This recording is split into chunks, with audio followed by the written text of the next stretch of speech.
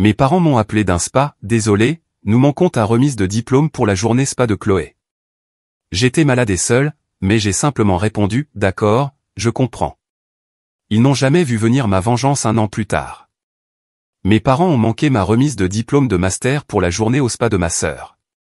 Un an plus tard, ils m'ont supplié d'organiser sa fête de départ pour l'université dans le lieu de ses rêves.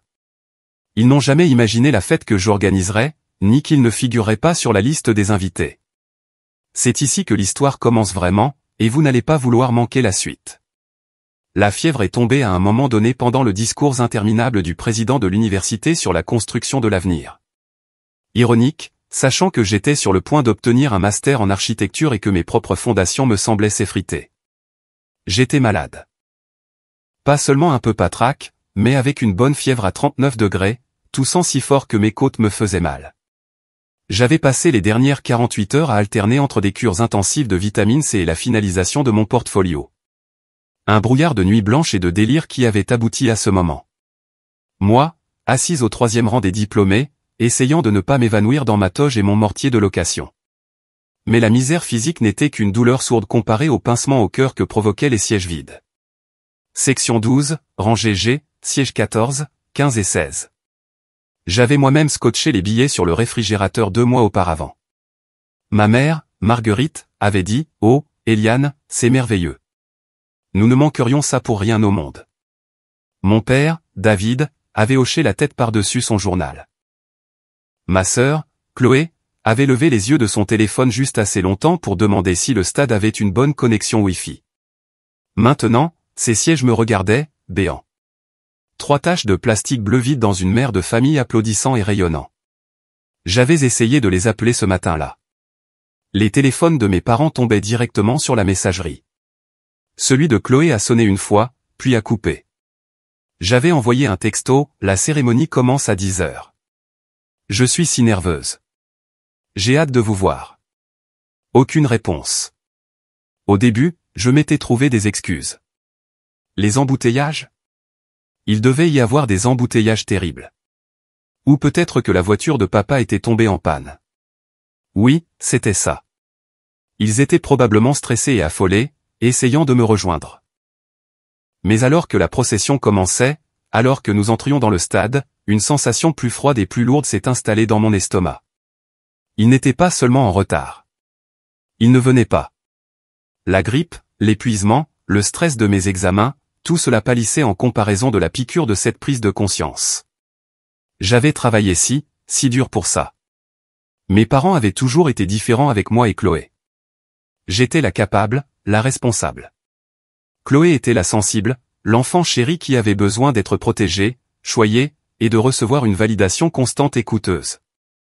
J'étais celle qui avait pris un travail à temps partiel pour payer mon propre matériel de dessin en licence.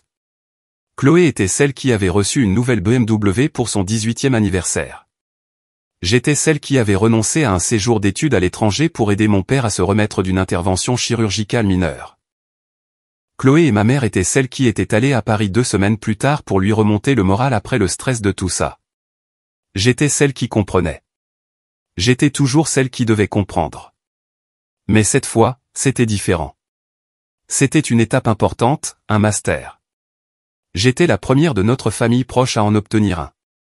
J'avais jonglé entre un stage brutal et un programme de cours chargé, en partie pour m'assurer de pouvoir payer mon propre loyer, car je savais que chaque euro disponible à la maison était injecté dans le potentiel de Chloé, son équipe de pom-pom girls de compétition, ses tuteurs privés, sa garde-robe de créateur en constante expansion. Eliane Rousseau. Mon nom me ramena à la réalité. Ma rangée se levait. C'était l'heure.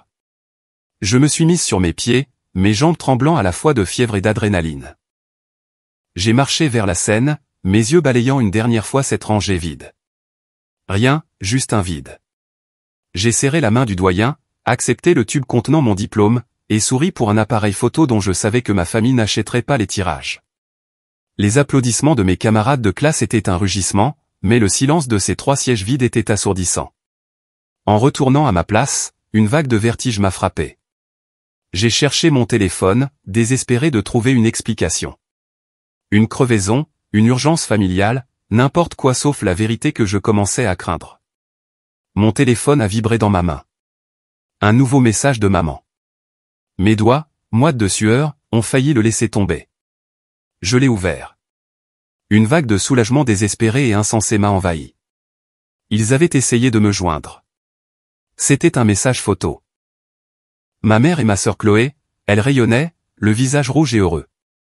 Elles portaient des peignoirs blancs en tissu éponge, leurs cheveux enroulés dans des serviettes assorties. Derrière elles, une enseigne gravée dans du verre dépoli indiquait « Spa et Resort la forêt tranquille ». Le texte sous la photo disait « Désolé, ma chérie ».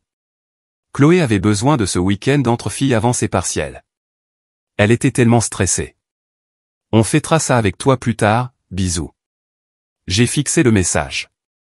Je l'ai lu une fois, 2 fois, une 3e fois. Les mots dansaient devant mes yeux, se brouillant avec le vert artificiel et vif du logo du spa. Avait besoin, tellement stressé. Ses partiels. Chloé était en première année de licence. Ses partiels étaient dans 2 semaines. Ma remise de diplôme, l'aboutissement de 6 années d'études supérieures, de nuits passées penchées sur des tables à dessin, de sacrifices, d'économies et d'efforts, c'était aujourd'hui. Maintenant. J'ai regardé leur visage souriant, leur concombre sur les yeux, leur bonheur insouciant. Ils n'étaient pas affolés. Ils n'étaient pas dans les embouteillages. Ils n'avaient même pas oublié. Ils avaient fait un choix. Ils avaient choisi un week-end au spa plutôt que ma remise de diplôme. Une toux sèche et déchirante m'a secoué, et j'ai eu l'impression qu'elle arrachait quelque chose en moi. Ce n'était pas juste de la glaire. C'était le dernier fil en lambeaux de l'illusion à laquelle je m'étais accroché pendant 23 ans. L'illusion que capable signifiait aimer. L'illusion que si je travaillais assez dur, que si j'accomplissais assez de choses et ne demandais rien, je serais un jour suffisante. Debout là, dans ma toge et mon mortier, toussant dans un mouchoir froissé alors que la cérémonie se terminait autour de moi, j'ai réalisé que la trahison était bien plus glaciale que la fièvre. Et c'était un froid que je savais, au plus profond de moi, que je n'oublierai jamais. Les félicitations de mes camarades et de mes professeurs semblaient se dérouler sous l'eau. Tout le monde serrait sa famille dans ses bras, prenait des photos, réservait des restaurants. J'ai simplement souri, hoché la tête, et me suis frayé un chemin à travers la foule, mon diplôme serré dans ma main comme un témoin. Mon seul but était de rentrer à mon appartement et de m'effondrer. Ma colocataire Sarah, dont la propre famille était en ville, m'a jeté un regard et son visage s'est décomposé. Eliane, tu as une mine affreuse. Et où sont-ils? Je n'ai pas eu besoin de dire de qui il s'agissait. J'ai juste secoué la tête, ma gorge trop serrée pour former des mots. La photo du spa brûlait encore sur l'écran de mon téléphone. Je n'ai même pas pu me résoudre à la lui montrer. C'était trop humiliant. Oh, Eliane, a-t-elle dit, me prenant dans ses bras, une étreinte dans laquelle je me suis abandonné plus que je ne le voulais. Va te coucher. Je t'enverrai un message plus tard. J'ai hoché la tête, reconnaissante, et j'ai fui. De retour dans mon petit appartement ensoleillé, j'ai jeté le diplôme sur mon bureau, retiré la toge qui me semblait maintenant être un costume, et je suis tombé sur mon lit, toujours en robe. La fièvre, l'épuisement et le coup de poing émotionnel ont formé un cocktail toxique qui m'a assommé. Je me suis réveillé des heures plus tard dans une pièce sombre, la tête lancinante. Mon téléphone était une constellation clignotante de notifications. Des textos d'amis. Félicitations, diplômé, fête ce soir, tu l'as fait. Et un appel manqué de maman. Un goût amer et métallique m'a rempli la bouche. J'ai laissé sonner. Et encore. À la 3e tentative, j'ai finalement décroché, la voix rauque. Allô? Eliane, ma chérie, on a essayé de te joindre. La voix de ma mère était enjouée, comme si elle appelait pour parler de la météo. Tu as passé une bonne journée. J'ai eu mon diplôme, maman, ai-je dit, les mots plats et lourds. Je sais, je sais. On est si fiers. Écoute, le réseau ici est horrible. On a été dans les bains de boue tout l'après-midi. Chloé était hilarante, elle disait qu'elle se sentait comme un hippopotame. Marguerite a ri, un son cristallin et joyeux qui m'a fait mal aux dents. Vous l'avez manqué, ai-je dit. Il y a eu une pause. La légèreté a vacillé une seconde. Eh bien, oui, ma chérie, je t'ai expliqué. Chloé était juste au bout du rouleau.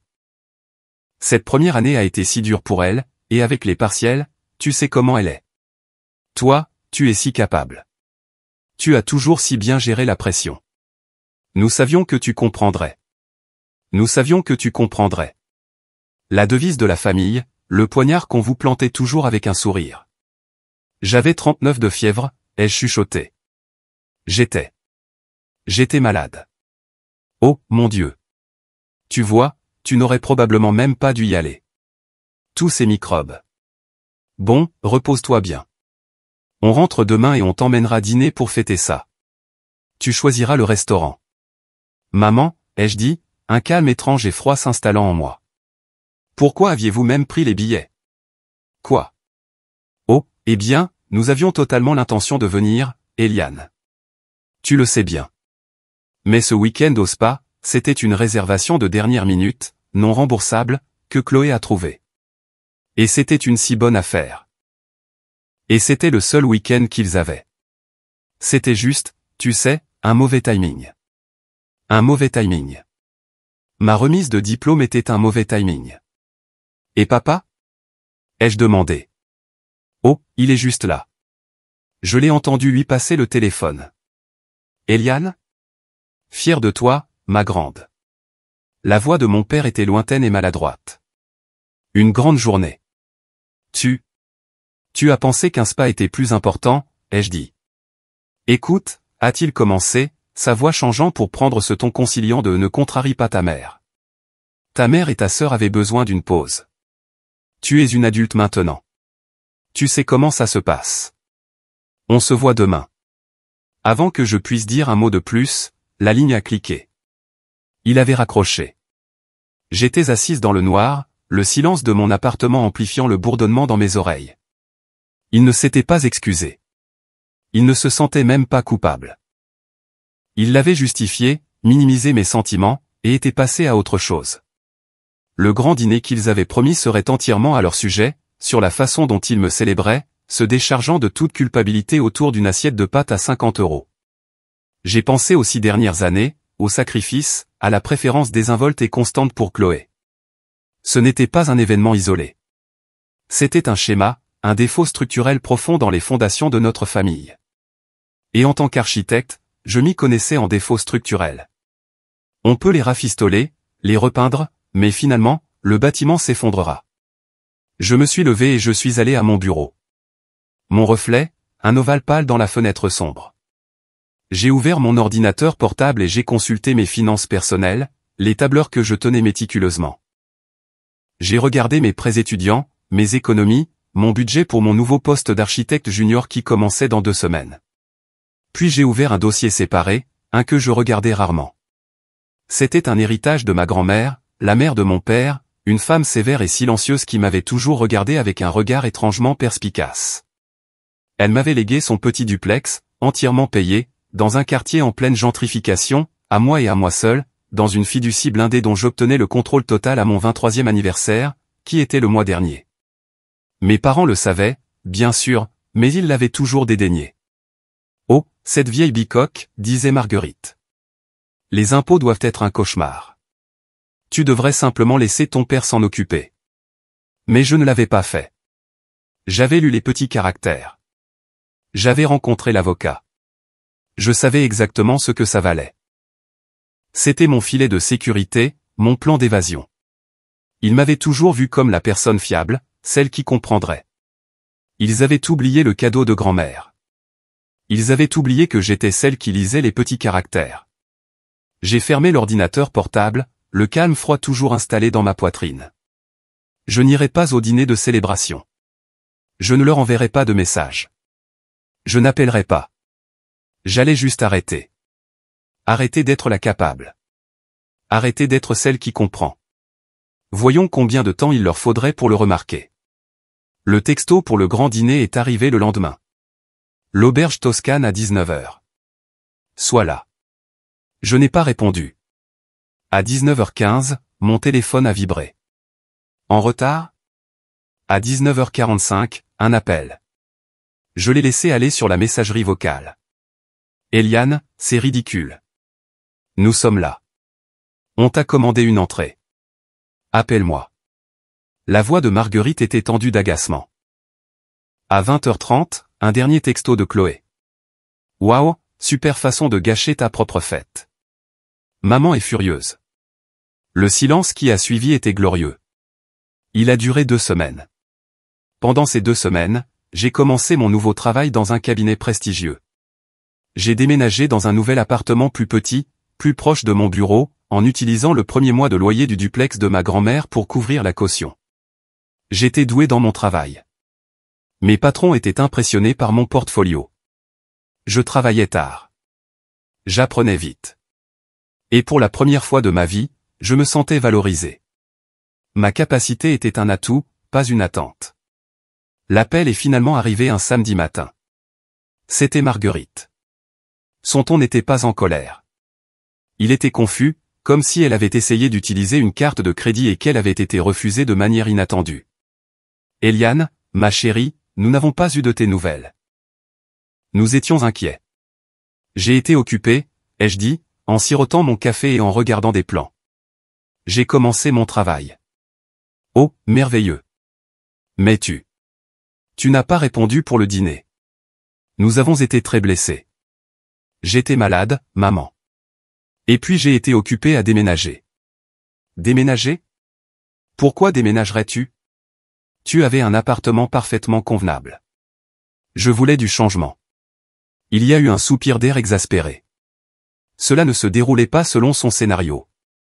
Eh bien, ta sœur a besoin de toi. Elle a des problèmes terribles avec sa colocataire et elle doit résilier son bail, mais elle s'inquiète des pénalités. J'ai pensé que toi, qui es si doué avec les contrats et les petits caractères. La voilà, la demande. Je n'étais pas une fille. J'étais une ressource. Je ne suis pas avocate, maman. Elle devrait lire son bail. Eliane, ne sois pas difficile. C'est ta sœur. La famille s'entraide. Tu as toujours été si dévouée. C'était le mot qu'elle utilisait toujours, dévouée. Pas d'aimer. Dévouée, comme une servante ou un chien. Je suis dévouée, maman, ai-je dit, ma voix calme. J'étais dévouée à mes études. J'étais dévouée à l'obtention de mon master. J'étais dévouée à l'idée que ma famille serait fière de moi. Nous sommes fiers, a-t-elle insisté. Assez fiers pour venir? La ligne est devenue silencieuse. Je l'avais enfin dit. La seule chose que je n'étais pas censé dire, la vérité l'aidait dérangeante. Je te l'ai dit, a-t-elle balbutié. Chloé avait besoin. J'avais besoin de vous aussi, ai-je dit. Et la simple vérité de ces mots a failli me faire plier les genoux.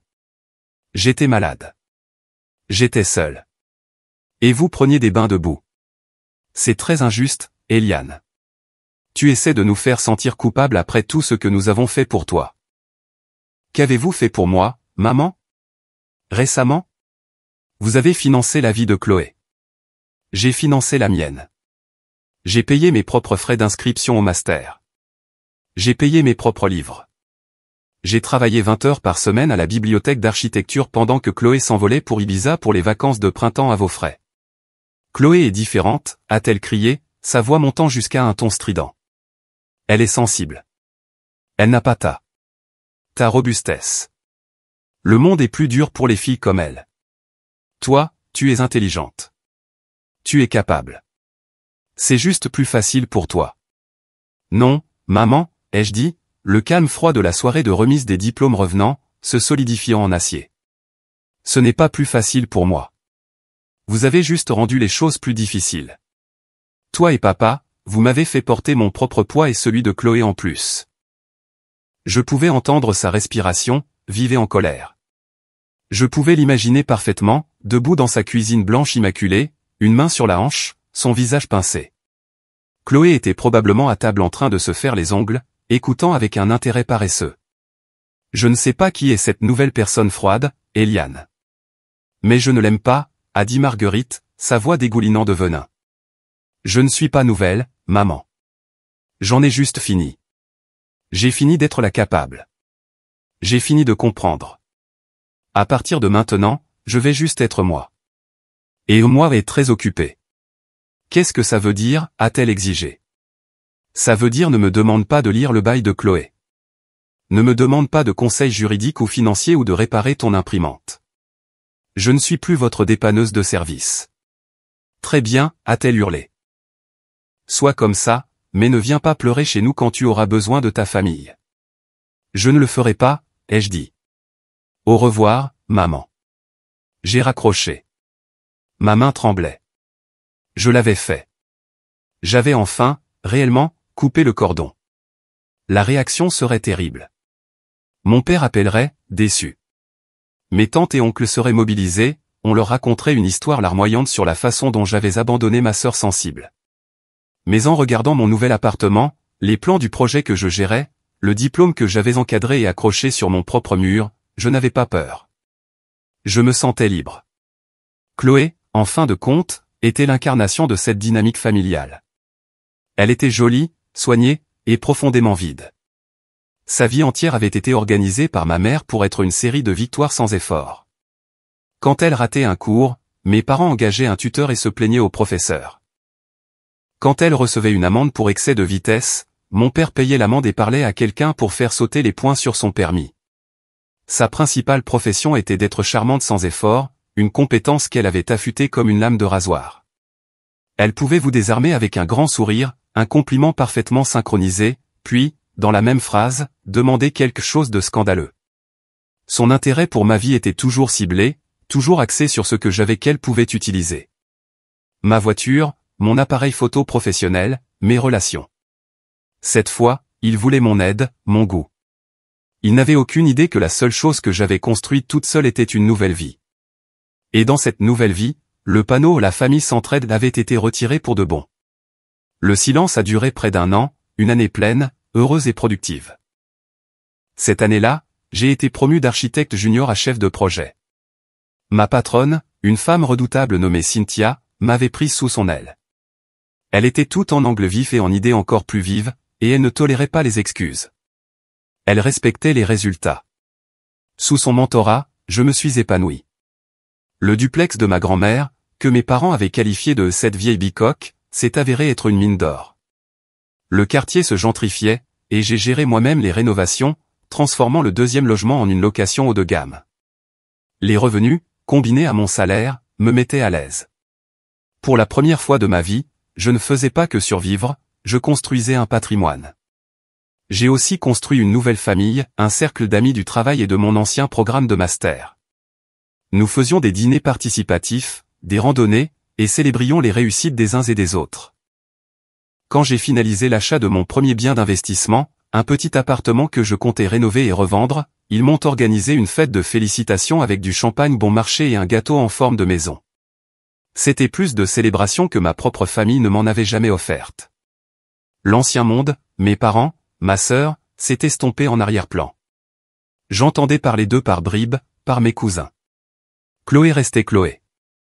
Elle avait changé de spécialité 3 fois, accumulé une quantité impressionnante de dettes de cartes de crédit, que mes parents payaient consciencieusement, et avait développé une nouvelle passion dévorante, son image. Puis, la famille prodigue est revenue. C'était un dimanche. J'étais à mon bureau, en train de dessiner un balcon en porte-à-faux, quand mon téléphone a sonné.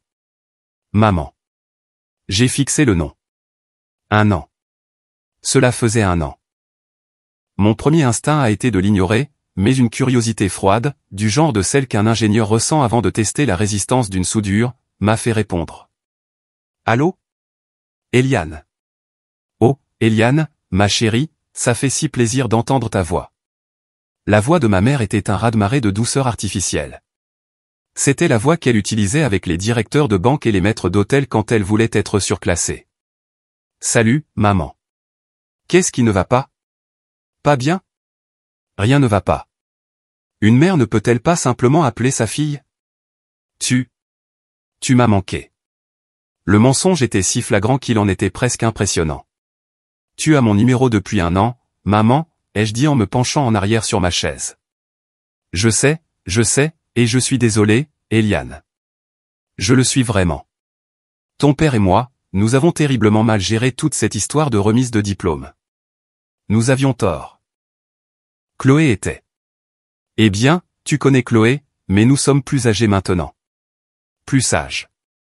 C'était nouveau, un scénario que je n'avais pas entendu, des excuses. C'était une manœuvre stratégique, et j'attendais la suite. C'est juste que... Eh bien, Chloé se reprend enfin en main. Elle a décidé de s'inscrire dans une merveilleuse licence d'histoire de l'art. Il est temps pour elle de quitter le nid, tu sais, de grandir enfin, et nous voulons marquer le coup. La voilà, la suite. Nous voulons lui organiser une énorme fête de départ pour l'université, s'est exclamée Marguerite.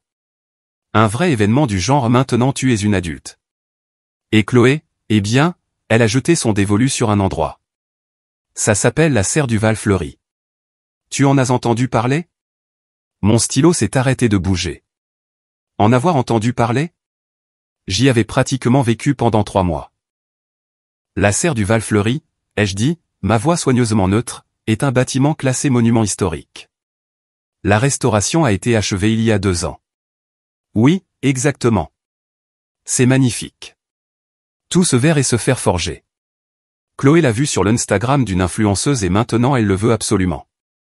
Le problème, c'est que... Eh bien, ils sont très exclusifs. Ils ne répondent même pas à mes appels. J'ai souri. Bien sûr qu'ils ne répondraient pas. La serre n'était pas une salle de fête. C'était un chef-d'œuvre architectural. Elle était gérée par la Société historique de la ville.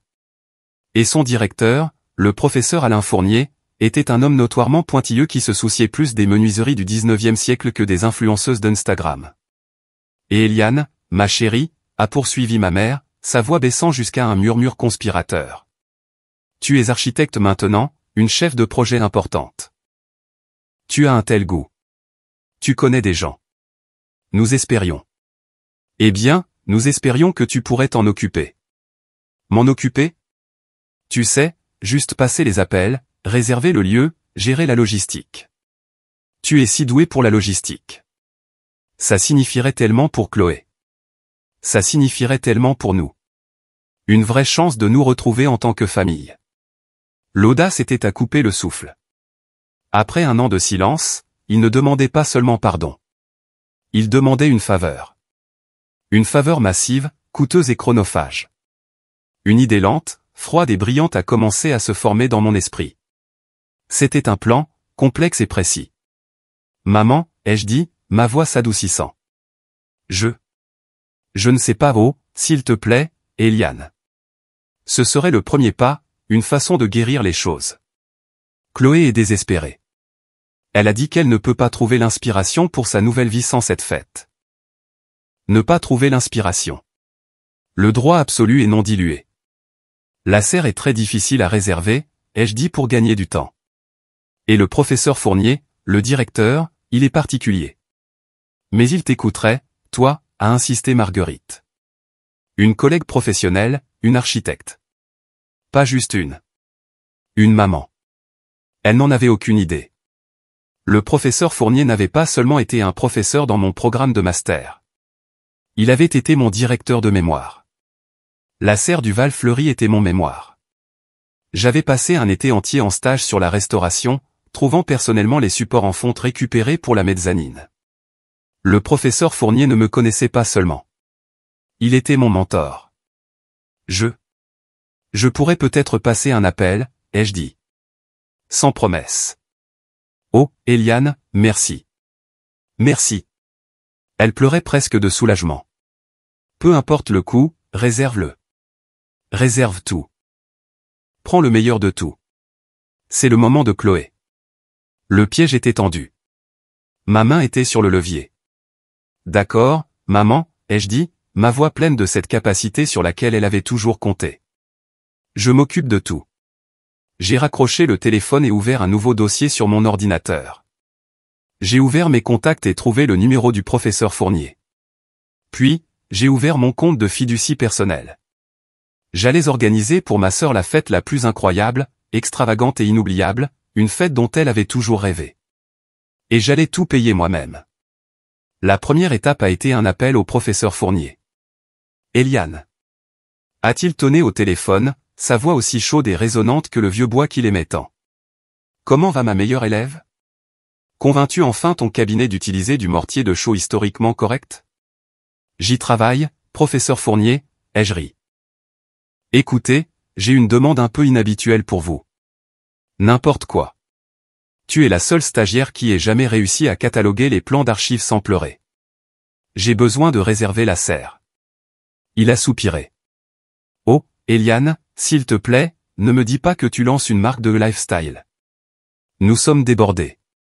Nous avons eu 3 influenceuses différentes qui ont essayé d'organiser un faux mariage ici rien que ce mois-ci.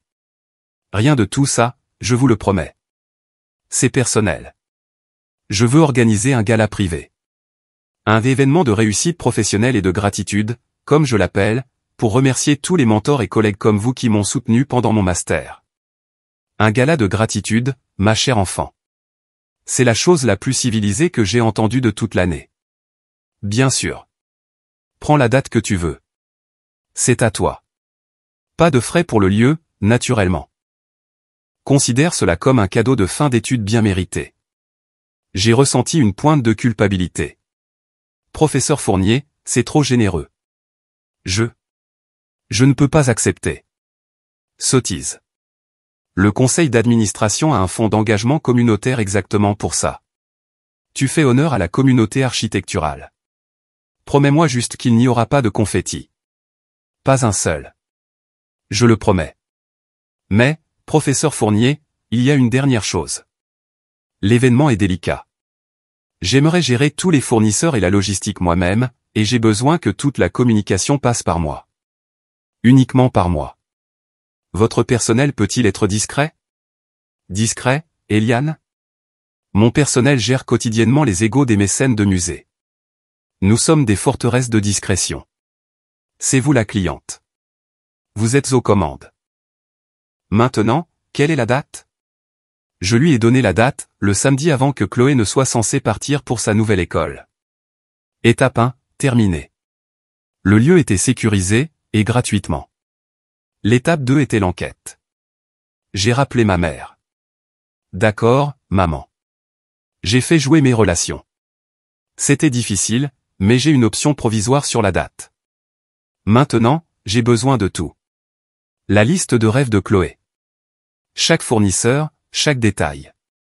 Le professeur Fournier est particulier. Il insiste pour approuver la vision globale, et il ne traitera qu'avec moi. Marguerite était extatique. Oh, Eliane, tu es une magicienne. Je vais demander à Chloé de t'envoyer son tableau d'inspiration par email. L'email que j'ai reçu 1 heure plus tard était un chef-d'œuvre de suffisance. C'était une présentation PowerPoint de 20 pages intitulée « Le lancement universitaire de Chloé, la fête d'adieu du Val-Fleuri ». Il y avait tout. Une tour de champagne, un traiteur spécifique et follement cher, un digit très populaire sur TikTok, un mur de fleurs pour les photos, un thème personnalisé les papillons monarques, pour déployer ses ailes et même un lien vers la robe exacte à paillettes à 3000 € qu'elle avait l'intention de porter. C'était tapa accent grave-l'œil, hors de prix et typiquement Chloé. Et j'ai tout réservé. J'ai appelé le traiteur. Oui, j'aimerais réserver le forfait le grand connaisseur. Oui, celui avec la tour de champagne et la sculpture sur glace. L'événement est pour Madame Eliane Rousseau. J'ai appelé le digi. J'ai appelé le fleuriste. J'ai appelé la société de location pour le mobilier de salon de créateurs. J'ai versé des acomptes massifs et non remboursables avec ma carte de crédit personnelle, celle liée à mon compte de fiducie. J'ai signé chaque contrat à mon nom, Eliane Rousseau.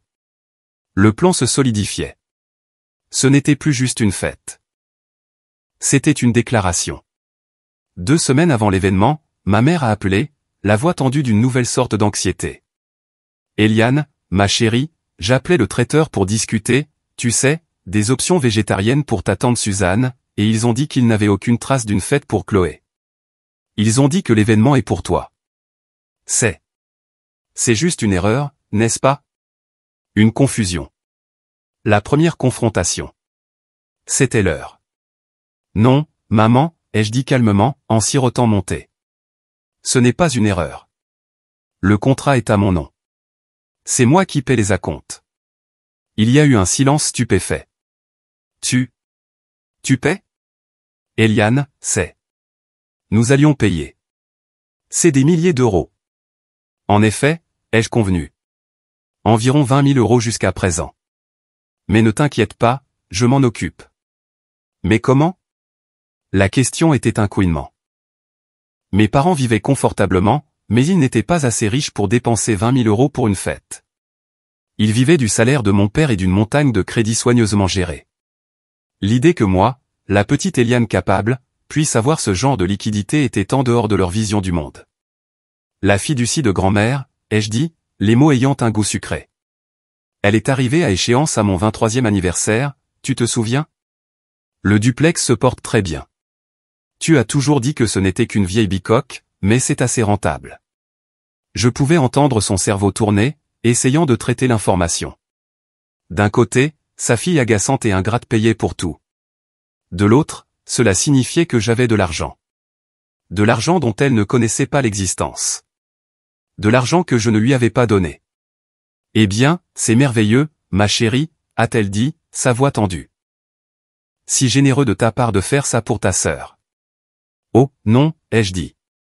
Tu es encore confuse. Je ne fais pas ça pour Chloé. Je fais ça pour moi. Quoi?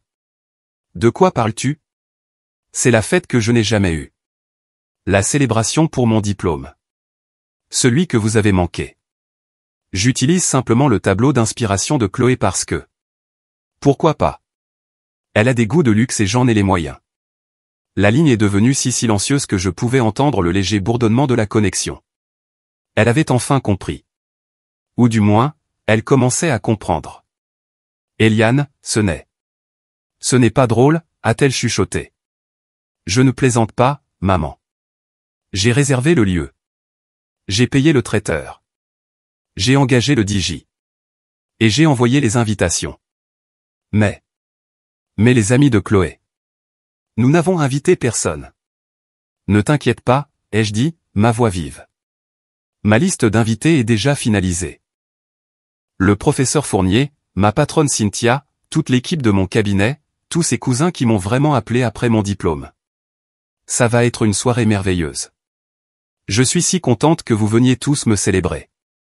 Tu ne peux pas faire ça, a-t-elle balbutié. C'est la fête de Chloé. Nous allons te poursuivre en justice. J'ai ri. Un vrai rire sincère.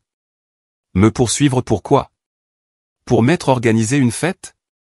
Pour l'avoir payé avec mon argent? C'est vous qui m'avez demandé de m'en occuper. Et je l'ai fait. Les contrats sont à mon nom. L'argent vient de mon compte. C'est ma fête. Chloé, qui écoutait clairement sur haut-parleur, a laissé échapper un son semblable à celui d'une bouilloire qui siffle. Tu es un monstre, a-t-elle crié. C'est ma tour de champagne, mon mur de fleurs. Tu as volé ma fête? Volé, ai-je répliqué, ma voix devenant glaciale. C'est culotté de la part de la fille dont le week-end au spa a volé ma remise de diplôme. Tu ne peux pas voler quelque chose qui n'a jamais été à toi, Chloé. Tu as juste fourni l'inspiration. Et pour ça, je te remercie. J'ai raccroché. J'ai cliqué sur renvoyer pour le dernier lot d'invitations électroniques. L'objet, vous êtes invité. Une soirée de gratitude et de nouveau départ. Le piège n'était pas seulement tendu. La porte était fermée. La semaine précédant la fête fut une symphonie de chaos, et j'en étais le chef d'orchestre silencieux et souriant. Mon téléphone a explosé. D'abord, ce fut ma mère, laissant une série de messages vocaux de plus en plus hystériques. Ils oscillaient sauvagement entre Eliane, tu es en train de détruire cette famille et ma chérie, parlons-en simplement, nous pouvons trouver un compromis, et mon préféré, ton père est très déçu de ton manque de respect. Puis vint mon père, le complice passif, enfin poussé à l'action. Eliane commençait son message vocal, sa voix lourde d'une gravité forcée. 7. Cette manigance est profondément immature. Tu fais du mal à ta sœur. Tu mets ta mère dans l'embarras. Quel que soit le point que tu penses vouloir prouver, tu l'as prouvé. Maintenant, sois une gentille fille, appelle les fournisseurs et mets le nom de ta sœur sur l'événement. Lui aussi n'a reçu que le silence. Chloé, comme on pouvait s'y attendre, s'est tournée vers les réseaux sociaux. Elle ne m'a pas nommé, bien sûr. Elle a posté une vidéo en noir et blanc, larmoyante, sur sa story Instagram. Je me sens tellement trahi en ce moment, a-t-elle murmuré, une seule larme traçant un chemin pailleté parfait sur sa joue. On croit connaître les gens et puis ils vous volent simplement tout votre rêve. Priez pour moi. C'était si prévisible. Ils étaient tellement habitués à ce que je sois la capable, celle qui absorbait leurs drames et réglait tranquillement leurs problèmes, qu'ils ne savaient pas comment gérer l'Eliane stratège. Ils pensaient que c'était un caprice. Ils n'avaient pas réalisé que c'était une démolition. Pendant ce temps, je constituais mon dossier. Mes invitations avaient été accueillies avec un enthousiasme débordant. Mes collègues étaient ravis. Mes mentors comme le professeur Fournier et Cynthia étaient touchés. Mes parents éloignés, ceux qui avaient été mis de côté par l'agenda Chloé d'abord de ma mère pendant des années, étaient extatiques. Il était temps, Eliane, a tonné ma tante Rose, la sœur de ma grand-mère, au téléphone. Ta mère mène la danse depuis trop longtemps. Je serai là avec des clochettes, et j'apporte mon fameux flan. L'affaire ne concernait pas seulement mes sentiments. Elle reposait sur des faits durs et froids. J'avais les reçus, tous. La confrontation finale a eu lieu, comme je savais qu'elle le devait, en personne. C'était la veille de la fête.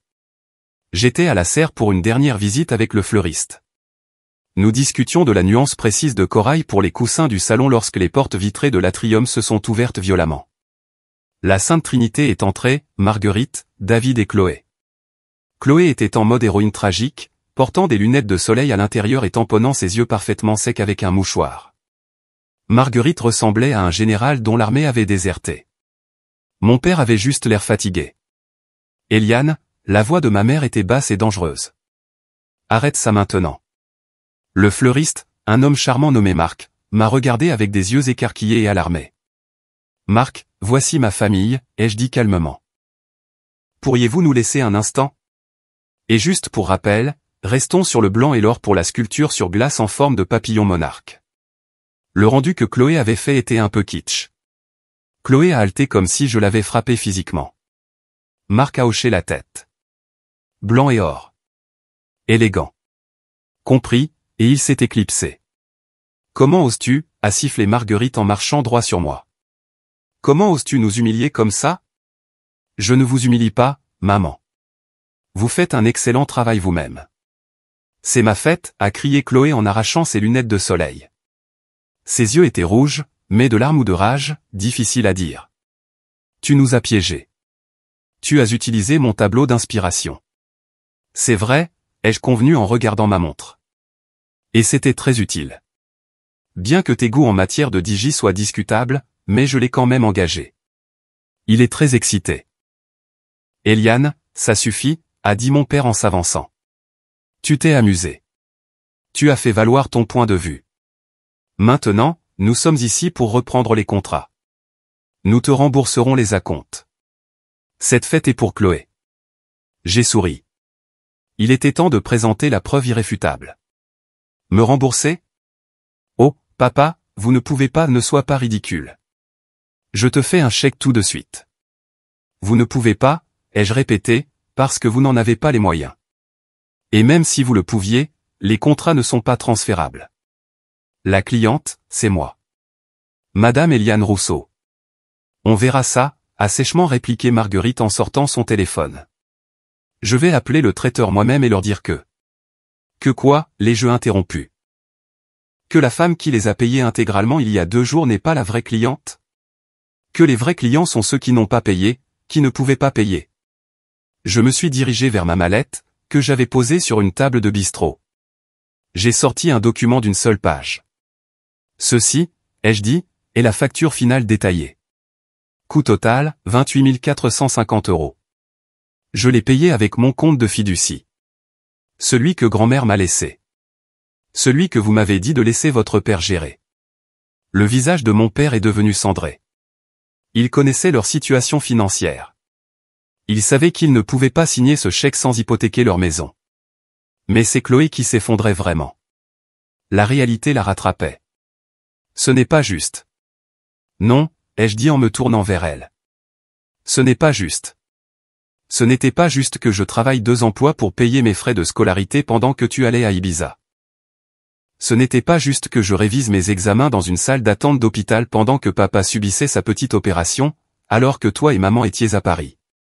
Et ce n'était vraiment pas juste que je sois assise seule, malade de la grippe, à ma propre remise de diplôme de master pendant que toi et maman preniez des bains debout. L'atrium était silencieux. Mon père ne croisait pas mon regard. Le visage de ma mère était un masque de fureur glaciale.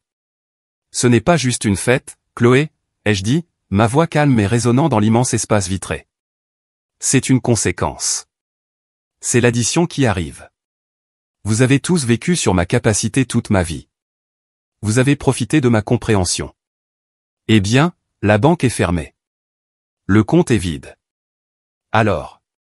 Tu ne vas pas nous laisser entrer, a murmuré Chloé, sa voix d'enfant. Oh, non, ai-je dit.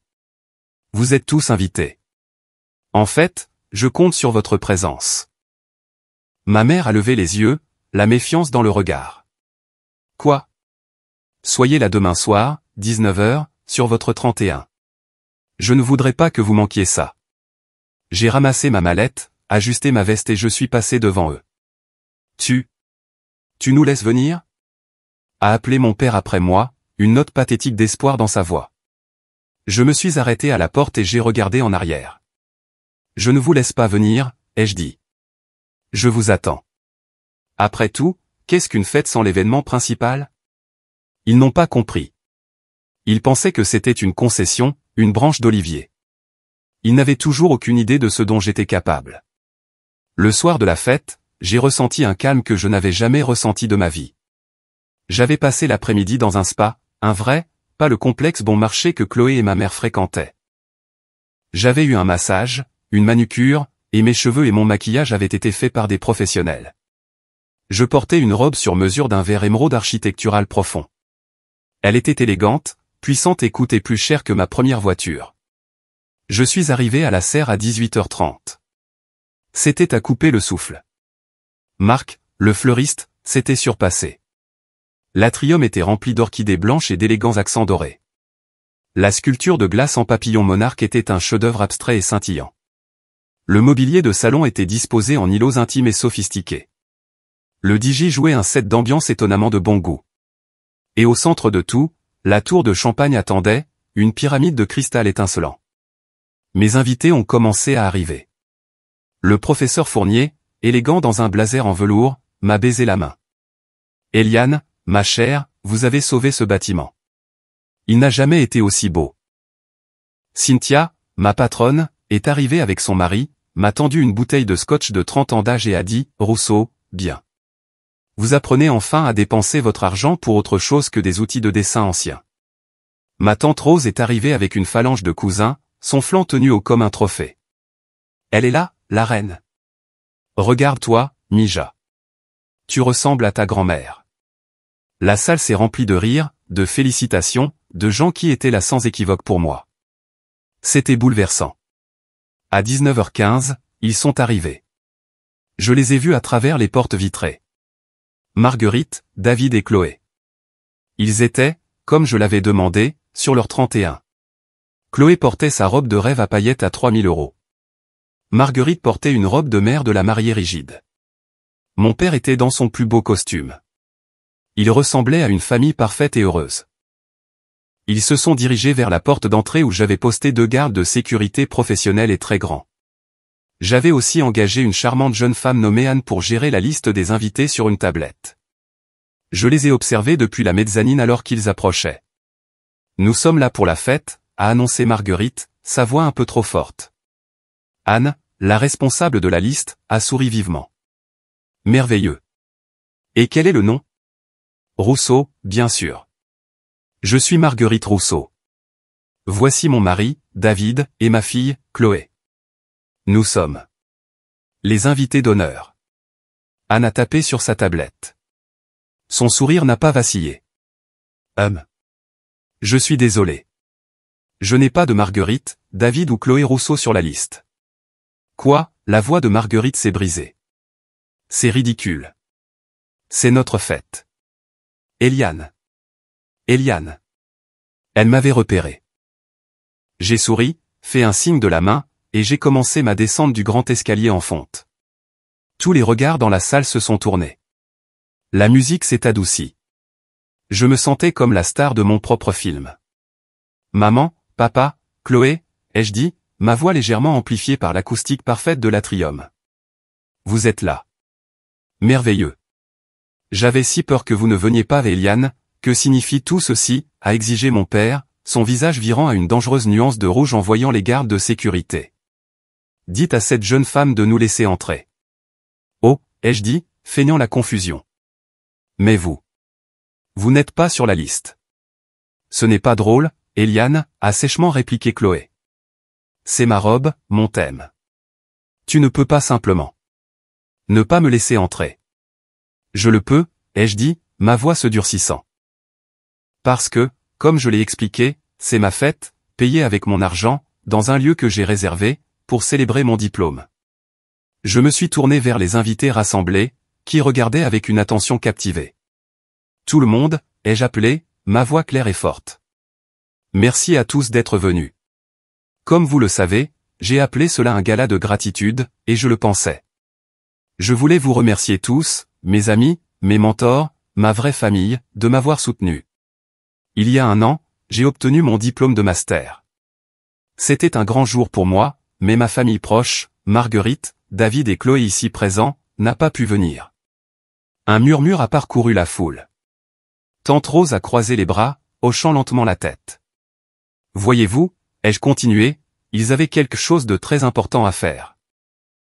Chloé, ma sœur, était si stressée avant ses examens de première année que mes parents l'ont emmenée en week-end au spa à la place. Le murmure s'est transformé en un halètement collectif et scandalisé. Le professeur Fournier avait l'air absolument furieux. Pendant 1 an, ai-je dit, en regardant ma mère droit dans les yeux, j'ai attendu des excuses, une reconnaissance, n'importe quoi. Au lieu de cela, 1 an plus tard, ils m'ont appelé, non pas pour s'excuser, mais pour me demander d'organiser cette fête, la fête d'adieu de rêve de Chloé. Ils voulaient que j'utilise mon goût, mes relations, ma capacité, pour leur offrir ceci. J'ai fait un geste vers la magnifique salle. Et c'est ce que j'ai fait, ai-je dit. J'ai utilisé mes relations pour obtenir le lieu. J'ai utilisé mon argent, l'argent de la grand-mère qu'ils ignoraient, pour tout payer. J'ai utilisé le tableau d'inspiration de Chloé pour l'organiser. Et j'ai invité tous ceux qui comptent vraiment pour moi. Eliane, a plaidé mon père, sa voix se brisant. Ne fais pas ça. Faire quoi, papa? Dire la vérité? Vous m'avez appris que les actions ont des conséquences. Ceci est une conséquence. Vous m'avez tous appris que la famille n'est qu'un mot que l'on utilise pour obtenir quelque chose. Eh bien, j'apprends à l'utiliser aussi. Et ma famille est dans cette salle. Pas vous. Chloé a finalement craqué. Ce n'était pas la larme lente et tragique de l'héroïne. C'était un sanglot laid, haletant et furieux. Tu as ruiné ma vie. Je ne pourrai plus jamais me montrer.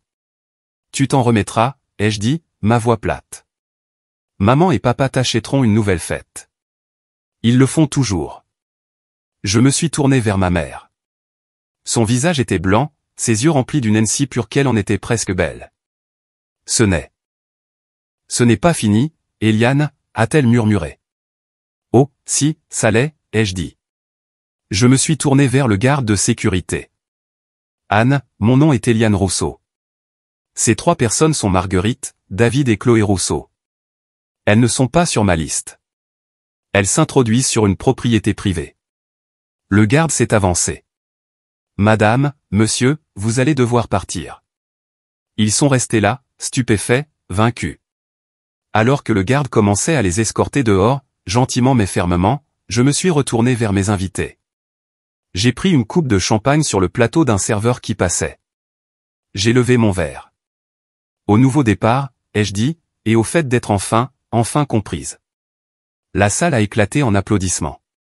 Alors que je voyais les silhouettes de ma famille disparaître à travers les portes vitrées, je me suis retourné, j'ai marché jusqu'à la tour de champagne, et j'ai versé la première coupe. C'était la boisson la plus douce que j'ai jamais goûtée.